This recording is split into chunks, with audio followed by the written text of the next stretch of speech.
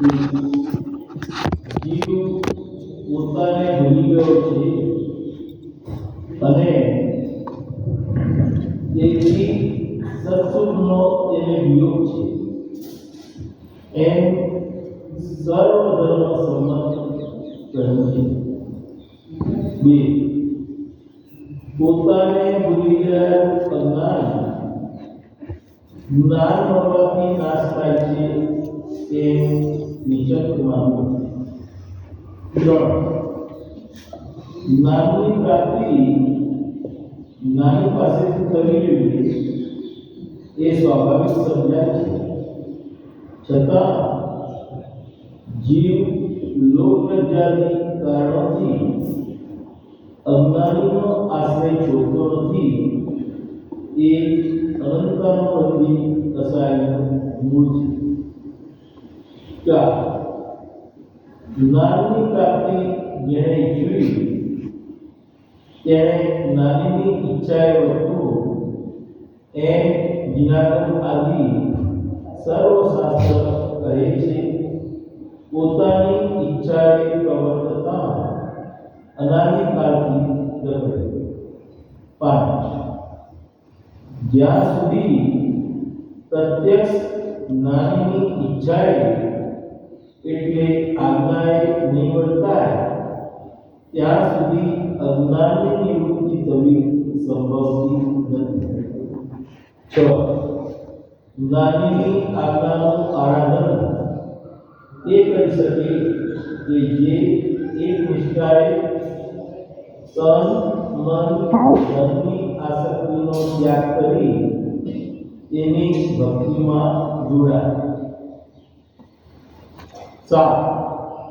જો કે જ્ઞાની ભક્તિ ઈચ્છતા નથી પરંતુ મોક્ષાભિલાષીને તે કર્યા વિના ઉપદેશ પરિણમતો નથી અને મનન તથા વિદ્યાસન આદિનો હેતુ થતો નથી, માટે મુમુક્ષુએ જ્ઞાનીની ભક્તિ અવશ્ય કર્તવ્ય છે એમ સત્પુરુષોએ કહ્યું છે.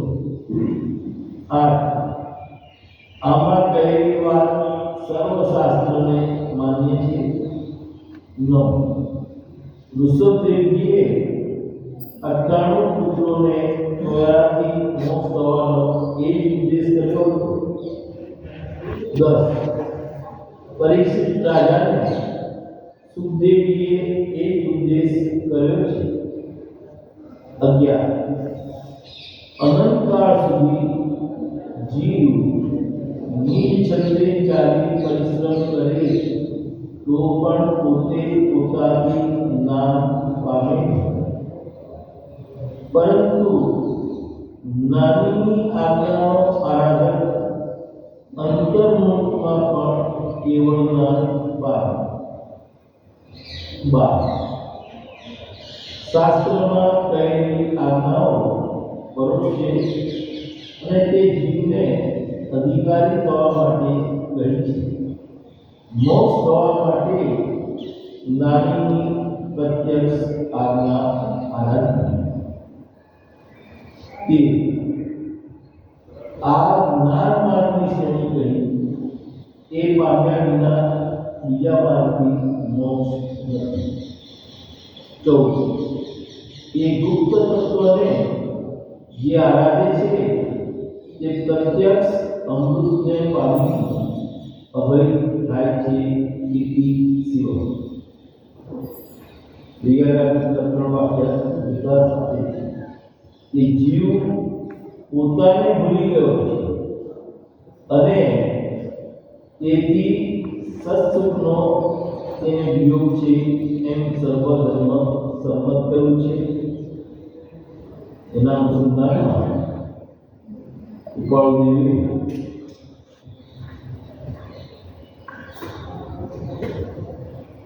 પત્રા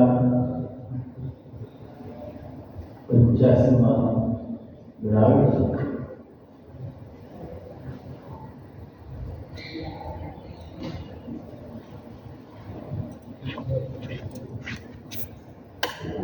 આત્મ આત્માને ઓળખવું હોય તો આત્માના પરિચય થવું, પર વસ્તુના જ્ઞાની થવું. આત્માને ઓળખવું હોય તો આત્માના પરિચય થવું, પર વસ્તુના જ્ઞાની થવું. જેટલા પોતાની ઉદ્ગલિત મોટાઈ ઈચ્છે છે તેટલા થતા સંભવે. જે પોતાની ઉદ્ગલથી મોટાઈ ઈચ્છે છે તેટલા તે થતા સંભવે.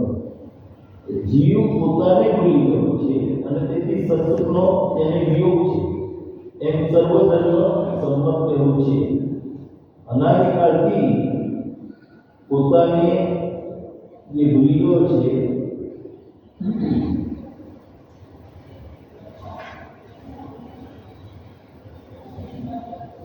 પત્રાંક 108 કહે છે, હે જીવ, તું બ્રહ્મમાં તને હિતો છું. અંતરમાં સુખ છે, બહાર શોધવાથી મળશે નહીં. અંતરમાં સુખ છે, બહાર શોધવાથી મળશે નહીં. અંતરનું સુખ અંતરની સંશ્રેણીમાં છે.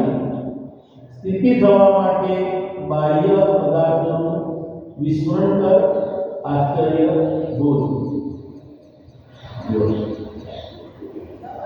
પ્રજ્ઞાબોધમાં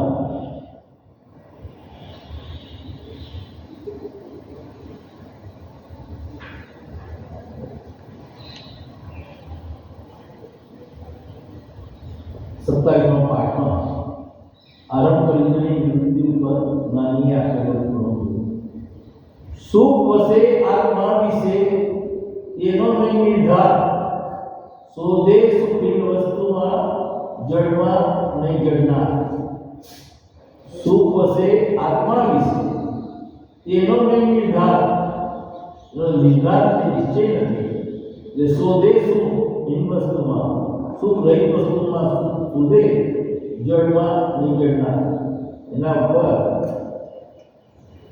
ઉગમમાં ભાગ 2 માં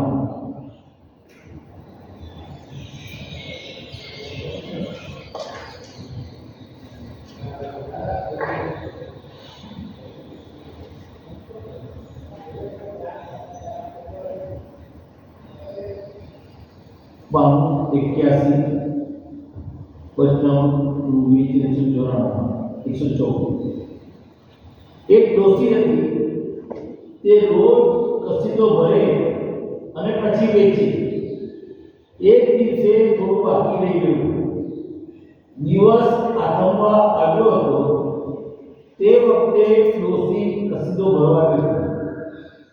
એવામાં તેના હાથમાંથી સોય પડી. બહુ શોધી પણ ન જડી. ત્યારે બહાર અજવાળું હતું, ત્યાં જઈને શોધવા લાગ્યું.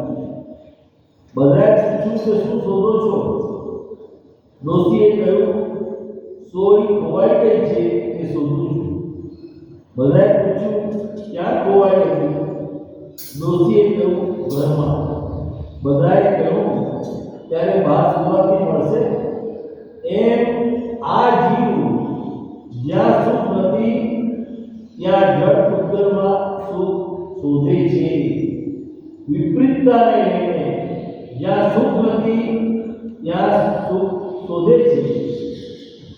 મોક્ષમાં તો સુખ આપે તેવો છે, પણ પ્રાપ્ત થવો બહુ અઘરો છે. ખરેખર સદસ્વરૂપ પ્રગટ કર્યું છે એવા આત્માને નમસ્કાર કરી મેં આ પ્રસંગ મૂળ કે અંતરનું સુખ અંતરની સંશ્રેણીમાં છે. સ્થિતિ થવા માટે બાહ્ય પદાર્થોનું વિસ્મરણ કર, આશ્ચર્ય બોધ. પછી અહીંયા પણ કહે છે, છેલ્લે પણ કહે છે, હે જીવ, ભૂલમાં તને સત્ય કહું છું, સુખ અંતરમાં છે, જે તે બહાર શોધવાથી નહીં મળે. અંતરનું સુખ અંતરની સ્થિતિમાં છે. સ્થિતિ થવા માટે બાહ્ય પદાર્થો સંબંધીનું આશ્ચર્ય બોધ.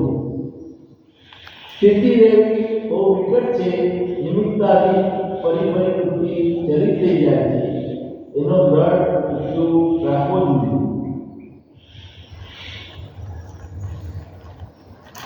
એટલે જીવ પોતાને ભૂલી ગયો છે અને તેથી સત્સુખનો એને વિયોગ છે. એમ સર્વ ધર્મ સંપન્ન થયું છે. પોતાને ભૂલી ગયેલું અજ્ઞાન જ્ઞાન મળવાથી નાશ થાય છે એમ નિશંક માનવું અને જ્ઞાનની પ્રાપ્તિ જ્ઞાની પાસેથી થવી જોઈએ એ સ્વાભાવિક સમજાય છે. છતાં જીવ લોકલજ્જાદી કારણોથી અજ્ઞાનીનો આશ્રય છોડતો નથી. એ અનંતાનુબંધી કસાયનું ગુણ છે.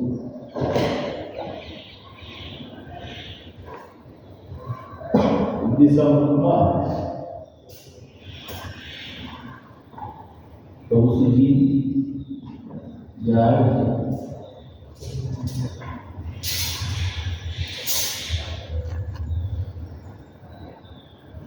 મનુષ્ય કહે જ્ઞાન સાબિત થાય પાનું પ્રસન્ન થાય. મનુષ્ય કહે જ્ઞાન સાબિત થાય. પ્રભુ શ્રી કહે વિકારમાં પણ જ્ઞાનીને શોધવા પડશે. વિકારમાં પણ જ્ઞાનીને શોધવા પડશે. સત્પુરુષને શોધી તેના ઉપર શ્રદ્ધા અને તેની આજ્ઞાનું આરાધન આ બે કરી જાઓ. વિશેષ કરવા જશો, આત્મા જોવા જશો તો પોતાને મેળે કઈ જાણે નથી. શું કહ્યું? મુમુક્ષુ કહે જ્ઞાન સાથી થાય. પ્રભુ શ્રી કહે વિકારમાં પણ જ્ઞાનને શોધવા પડશે. જ્યારે ત્યારે પણ કલ્યાણ કરતો છે જ્ઞાનને શોધવા પડશે. વિકારમાં પણ જ્ઞાનને શોધવા પડશે. સત્પુરુષને શોધી તેના ઉપર શ્રદ્ધા અને તેની આજ્ઞાનું પાલન આ બે કરી જાઓ. વિશેષ કરવા જશો, આત્મા જોવા જશો તો પોતાની મેળે કઈ જણાશે નથી.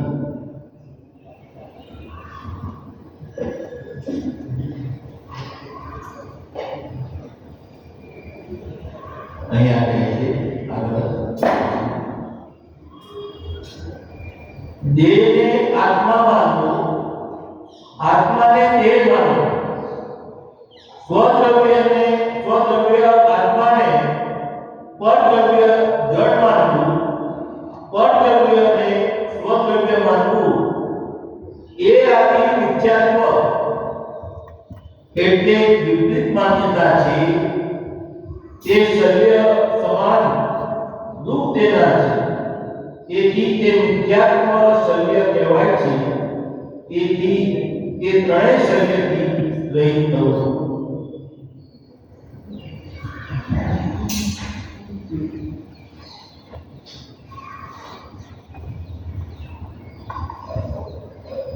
ઉદાહરણ